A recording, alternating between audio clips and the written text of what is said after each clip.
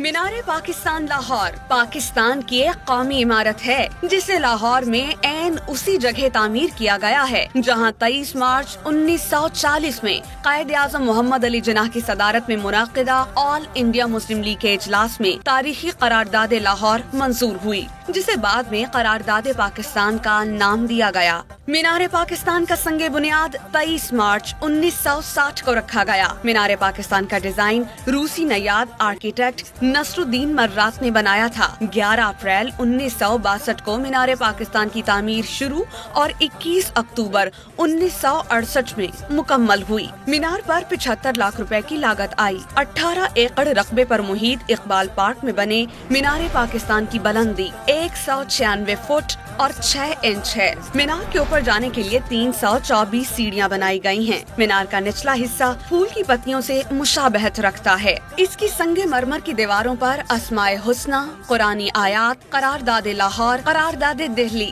پاکستان کا قومی ترانہ، بانی پاکستان محمد علی جناح کی تقاریر کے اقتباسات اور علامہ اقبال کے اشعار تحریر ہیں۔